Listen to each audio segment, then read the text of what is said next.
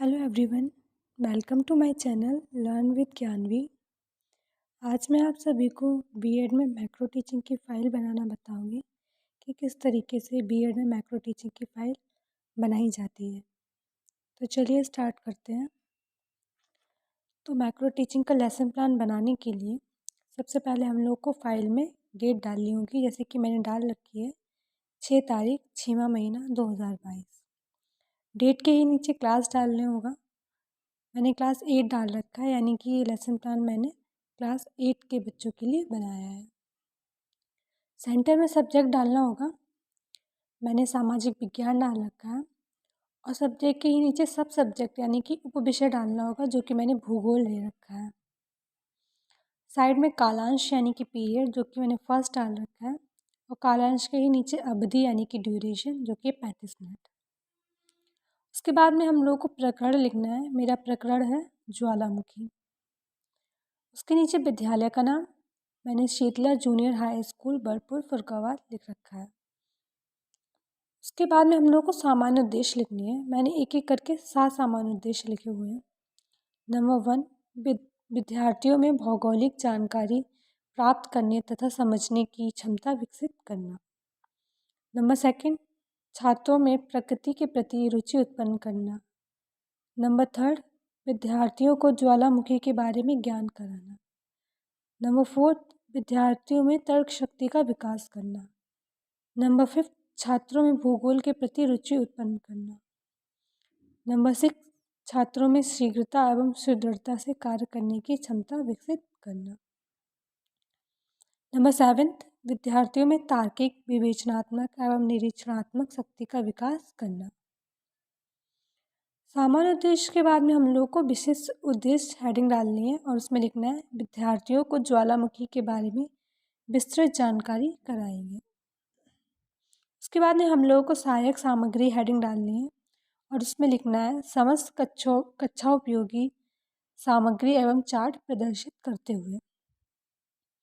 उसके बाद में हम लोग को पूर्व ज्ञान हेडिंग डालनी है और उसमें लिखना है विद्यार्थी ज्वालामुखी के बारे में सामान्य जानकारी रखते हैं। उसके बाद में हम लोग को पेज टर्न करना है और फाइल को ऐसे पार्ट्स में डिवाइड कर लेना है जिस तरीके से मैंने डिवाइड कर रखा है। इस वाले पेज पे सबसे पहले हम लोगों को प्रस्तावना प्रश्न पूछने हैं। मैंने एक एक करके 5 प्रस्तावना प्रश्न पूछे हैं और जो भी आंसर आएगा ना, उसी से रिलेटेड नेक्स्ट क्वेश्चन पूछना है। अभी मैं आपको बताऊंगी किस तरीके से पूछना है। सबसे पहले हम लोगों को 3 कॉलम्स में डिवाइड करना है, जिसमें सबसे पहले मैंने छात्र अध्यापिका क्रिया लिखा हुआ है। सेकेंड कॉलम में मैंने छात्र क्रियाएँ लिखा है और थर्ड में लिखा है विधि और प्रविधि। तो सबसे पहले मैंने प्रश्न पूछा है, बच्चों आपके आसपास पाई जाने वाली चीज़ों के नाम बताइए। तो छात्र आंसर देंगे घर, पेड़, पौधे आदि। फिर जो भी आंसर दिया ना, उसी से नेक्स्ट क्वेश्चन बनाना है। जैसे कि मैंने सेकंड क्वेश्चन लिया है, पेड़ पौधों से हमें क्या प्राप्त होता है। तो बच्चे आंसर देंगे फल, फूल, लकड़ी। फिर मैंने थर्ड क्वेश्चन पूछा, अगर हम सूखी लकड़ी को जलाएंगे तो हमें क्या प्राप्त होता है। तो बच्चों ने आंसर दिया आग। फिर मैंने फोर्थ क्वेश्चन पूछा, कभी कभी पृथ्वी के भीतर से कुछ जगहों पर आग निकलने लगती है, उसे क्या कहते हैं। तो बच्चों ने फिर आंसर दिया ज्वालामुखी। और फिर मैंने फिफ्थ क्वेश्चन पूछा। फिफ्थ क्वेश्चन हम लोगों को ऐसा पूछना है कि बच्चे आंसर ना दे पाए और फिर हम लोग को छात्र चिंतन से लिख देना है। तो मैंने फिफ्थ क्वेश्चन मैंने पूछा है, ज्वालामुखी के बारे में आप क्या जानते हैं। जब बच्चे आंसर नहीं दे पाएंगे ना, तो हम लोग को छात्र चिंतन से लिख देना है और इधर विधि प्रविधि में लिख देना है प्रश्नोत्तर विधि। प्रस्तावना क्वेश्चन पूछने के बाद में हम लोगों को हेडिंग डालनी है उद्देश्य कथन और उसमें लिखना है छात्रों आज हम लोग ज्वालामुखी के बारे में विस्तार पूर्वक अध्ययन करेंगे। फिर उसके बाद में हम लोगों को हेडिंग डालनी है प्रस्तुतिकरण। उसमें लिखना है अध्ययन की सुविधा के अनुसार छात्र अध्यापिका पाठ को 2 भागों में विभाजित करके पढ़ाएंगी। यानी कि जो मुझे लेसन प्लान पढ़ाना है ना ज्वालामुखी का, उसको 2 पार्ट्स में डिवाइड करके पढ़ाना है। जैसे कि देखिए मैंने यहाँ पे ये फर्स्ट पार्ट को डिवाइड कर रखा है, इसमें लिखा है फर्स्ट पार्ट और यहाँ पे इसको सबको 6 कॉलम्स में मैंने डिवाइड कर रखा है। सबसे पहले मैंने कॉलम डाला है शिक्षण बिंदु। सेकंड कॉलम है मेरा छात्र अध्यापिका क्रियाएँ। थर्ड कॉलम है विद्यार्थी क्रियाएँ। फोर्थ कॉलम है विधि प्रविधि। 5th कॉलम है सहायक सामग्री और 6th कॉलम है श्याम पट्टिकार। तो शिक्षण बिंदु में मैंने सबसे पहले पॉइंट डाला है ज्वालामुखी का अर्थ। और छात्र अध्यापिका क्रियाओं में सबसे पहले हम लोगों को विकासात्मक प्रश्न पूछे हैं। मैंने सबसे पहले प्रश्न पूछा है बच्चों, किसी चीज़ को जलाने से हम किसका प्रयोग करते हैं? तो बच्चों ने आंसर दिया आग का। फिर मैंने सेकंड क्वेश्चन पूछा है आग लगने से क्या होता है? तो बच्चों ने आंसर दिया सब कुछ नष्ट हो जाता है। फिर मैंने थर्ड क्वेश्चन पूछा जब यह आग पृथ्वी के अंदर से निकलती है तो उसे क्या कहते हैं? तो बच्चों ने आंसर दिया ज्वालामुखी। अगर बच्चे आंसर नहीं दे पाएंगे ना तो हम लोग को छात्र चिंतनशील लिख देना है। अगर आंसर दे देते हैं तो हम लोग को आंसर लिख देना है। और इधर विधि प्रविधि में हम लोग को प्रश्नोत्तर विधि लिख देनी है। इधर सहायक सामग्री में कोई भी मॉडल या फिर पिक्चर चिपका दीजिएगा आप लोग। और इधर श्याम पट्टिकार में मैंने अभी यहाँ पे ब्लैक चार्ट पेपर पे ये लिख के इम्पोर्टेंट पॉइंट लिखा है, तो मैं आपको बताऊँगी। उससे पहले यहाँ पे क्वेश्चन पूछने के बाद हम लोगों को स्पष्टीकरण देना स्टार्ट करना है। स्पष्टीकरण में मैंने लिखा है ज्वालामुखी पृथ्वी के सतह पर उपस्थित ऐसी दरार या मुख होता है जिससे पृथ्वी के भीतर का गर्म लावा गैस लावा गैस राख आदि बाहर आते हैं। यह पृथ्वी की ऊपरी परत में एक विभंग होता है जिसके द्वारा अंदर के पदार्थ बाहर निकलते हैं।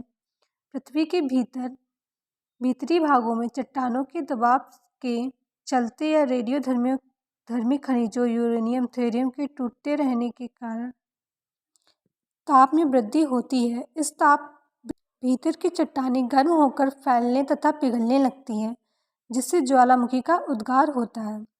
स्पष्टीकरण देने से पहले हम लोग को इधर विद्यार्थी क्रियाओं में लिख देना होगा। सभी छात्र छात्राएं ध्यानपूर्वक सुनेंगे व देखेंगे। और इधर विधि प्रविधि में व्याख्यान विधि लिख देंगे जब हम लोग एक्सप्लेनेशन कर रहे होंगे। और इधर मैंने ये श्याम पट्टिकार में ये देखिए ब्लैक चार्ट पेपर पे इंपॉर्टेंट पॉइंट लिखे हैं।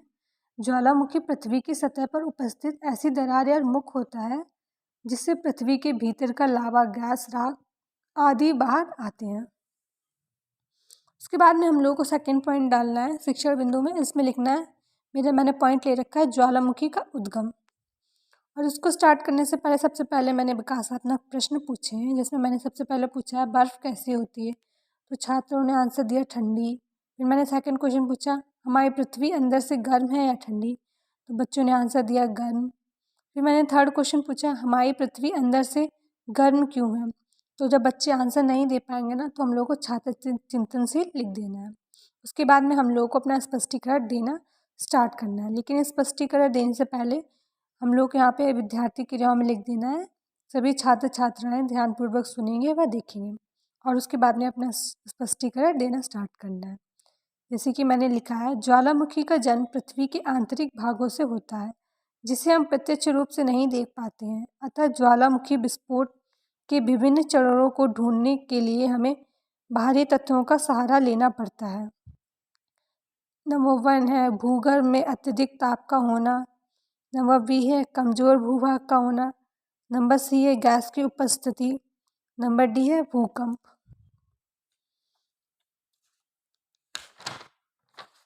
और इधर विधि प्रविधि में हम लोग को जब प्रश्नोत्तर पूछ रहे थे ना तो प्रश्नोत्तर विधि लिख देंगे और जब एक्सप्लेनेशन दे रहे थे ना तो व्याख्यान विधि लिख देंगे। और इधर important point black chart paper में चिपका देंगे। जैसे कि मैंने लिखा है ज्वालामुखी के उद्गम के कारण। नंबर 1 भूगर्भ में अत्यधिक ताप का होना। नंबर 2 कमज़ोर भूभाग का होना। नंबर 3 गैसों की उपस्थिति। नंबर 4 भूकंप। उसके बाद में हम लोग को सेकंड पार्ट डालना है और शिक्षण बिंदु में थर्ड पॉइंट लिखना है। इसमें लिखना है ज्वालामुखी से निकलने वाली गैसें। और छात्र अध्यापक का क्रियाओं में हम लोग को विकासात्मक प्रश्न पूछने हैं पहले। जैसे कि मैंने पूछा है पेड़ों से हमें क्या मिलता है? बच्चे आंसर देंगे ऑक्सीजन। फिर मैंने सेकंड क्वेश्चन पूछा हमारे वायुमंडल में कौन कौन सी गैसें पाई जाती है? बच्चे आंसर देंगे ऑक्सीजन, नाइट्रोजन, कार्बन डाइऑक्साइड आदि। फिर मैंने थर्ड क्वेश्चन पूछा ज्वालामुखी से कौन कौन सी गैसें निकलती हैं? अगर बच्चे आंसर दे देते हैं तो ठीक है, अगर नहीं देते हैं तो हम लोग लिख देना छात्र चिंतनशील। और उसके बाद में अपना स्पष्टीकरण देना स्टार्ट करना है। लेकिन स्पष्टीकरण देने से पहले सबसे पहले हम लोग लिखना है छात्र क्रियाओं में सभी छात्र छात्राएं ध्यानपूर्वक सुनेंगे व देखेंगे। और स्पष्टीकरण जैसे कि मैंने लिखा हुआ है सामान्यतः ज्वालामुखी प्रणाली से वायुमंडल में निर्मित सर्वाधिक गैसें जल वाष्प 60% से अधिक है, जो हानि रहित है, जिसके बाद कार्बन डाइऑक्साइड है और सल्फर डाइऑक्साइड है, hydrogen sulphide, hydrogen carbon monoxide, hydrogen chloride, hydrogen fluoride और हीलियम सहित अन्य गैसों की अल्प मात्रा पाई जाती है। और इधर विधि प्रविधि में जब हम लोग क्वेश्चन पूछ रहे थे ना तो प्रश्नोत्तर विधि लिख देंगे, और जब एक्सप्लेनेशन दे रहे थे ना तो व्याख्यान विधि लिख देंगे।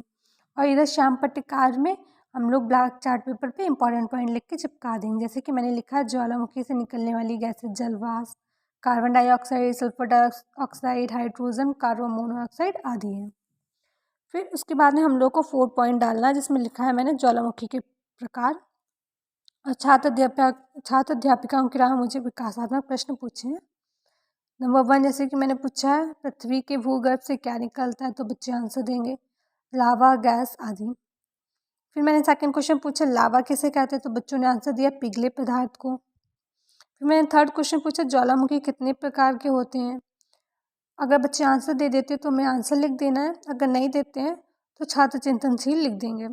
फिर उसके बाद में एक्सप्लेनेशन देना स्टार्ट करना है, लेकिन उससे पहले विद्यार्थी क्रियाओं में लिखना है। सभी छात्र छात्राएं ध्यानपूर्वक सुनेंगे व देखेंगे।